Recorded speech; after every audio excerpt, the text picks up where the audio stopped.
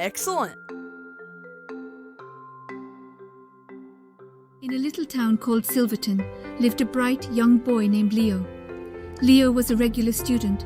He had come from Puerto Rico, and his parents taught him to believe in equality for all boys and girls. While Leo had been born in America, he spent most of his life in Puerto Rico with his parents before they moved to America together when he was 7 years old. Leo was very excited to experience his first day at school in America.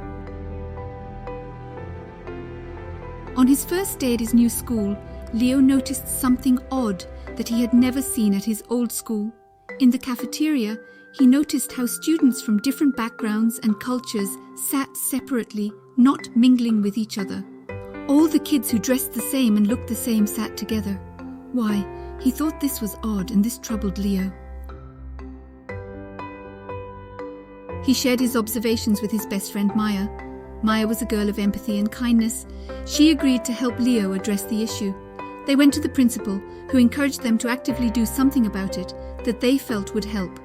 Inspired by one of Leo's role models, Leo decided to consider what Martin Luther King Jr. would do. So, Maya and Leo decided to create a school campaign promoting unity and inclusivity. The campaign was called Lunch Together and encouraged students to sit and converse with peers from different backgrounds during lunchtime. The campaign started off well, but soon faced resistance. The school bully Max began mocking the campaign, which resulted in many students withdrawing their support. Leo felt disheartened, but remembered the perseverance taught to him by his parents. But Max did not make things easy. Max continued to make fun of the students, who looked different and said that they talked funny, and he didn't want to be around them. Leo knew that Max had his right to not engage in the campaign, but his actively stopping others from participating was wrong. Max actively stopping others from participating was stopping their right and their freedom to make their own personal choice, and that was not right. So, instead of being upset, Leo thought and decided to talk to Max. What Leo discovered was that Max was excluding others because he had come from Germany and had difficulty understanding the English language with various dialects, but didn't want to be embarrassed to say. This revelation made Leo rethink his approach to the campaign. And Leo decided to focus on the amazing things about each culture and each group of students. When Leo talked to Max, he learned that his first school experience was very much like his in America, and he found a lot that was the same about them. But as they continued talking, it was the differences that interested each boy the most. For instance, Leo's uncle in Puerto Rico was a famous race car driver, and Max loved race car driving. Leo's understanding and kindness inspired Max to join the campaign, and Max began to help Leo and Maya, encouraging every one of their friends to participate in Lunch Together, so that we could all learn what makes us different and what makes us the same. As weeks passed, the school's atmosphere began to change.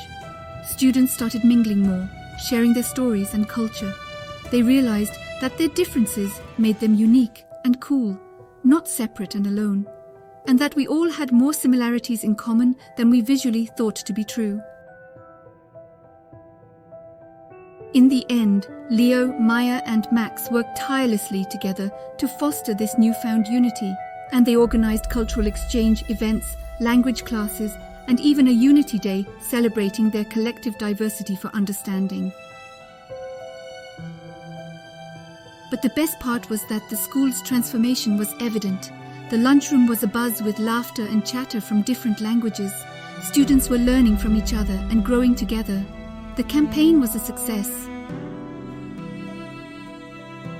The school principal was impressed and decided to make Lunch Together a permanent feature of the school. She praised Leo, Maya, and Max for their remarkable initiative.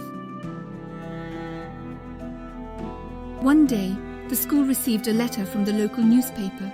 They wanted to feature Leo, Maya, and Max's campaign in their children's section. The trio was thrilled.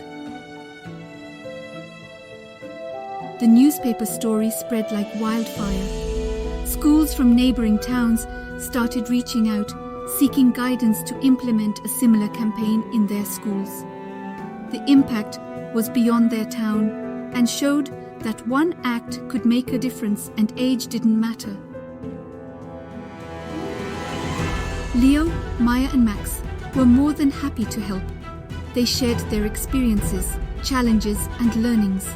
They became ambassadors of unity and inclusivity and gave credit to all their inspirations in all their cultural backgrounds who had shown them that successful diversity and inclusivity was possible, like Gandhi and Martin Luther King Jr. Ultimately, the success of their campaign brought the three friends closer and the entire student body together collectively. They celebrated their achievement, but they knew their work was far from over. They had a mission to spread love and unity and inclusivity. It was a goal that started within their school, but they knew it could not end within the walls of their institution. One day when going to class, Leo was asked to report to the principal's office. There he was met by Max and Maya. The principal called them in to tell them they received a letter from the Martin Luther King Jr. Center appreciating their efforts. They were also invited to share their story at their annual Martin Luther King Jr. Day celebrations. The trio was overjoyed. It was a dream come true, Leo, Maya and Max. But Leo felt especially honored to be recognized by the institution that honored the role model who originated the concept that they were now receiving recognition for. This was the best validation of their hard work ever. When the day finally arrived, the trio walked to the stage and the arena was packed. Leo was proud to speak first. Standing on the stage, looking at the crowd, Leo, Maya and Max felt a surge of pride when Leo began his speech with a quote from Martin Luther King Jr. "Injustice anywhere is a threat to justice everywhere." The crowd applauded. Leo, Maya and Max as they shared their journey, inspiring many. Their story was a testament to the power of unity, the importance of inclusivity, and the impact of young voices initiating change. All change is good, all efforts count. And do not be discouraged by taking a small step. Every big step begins with a small one. Their speech ended with a standing ovation. The trio stood there, their hearts filled with joy and pride. Many of the students from their school were there to cheer them on. Leo, Maya and Max had not only brought a change in their school, but they had also inspired many others to do the same. And their one small step became quite big.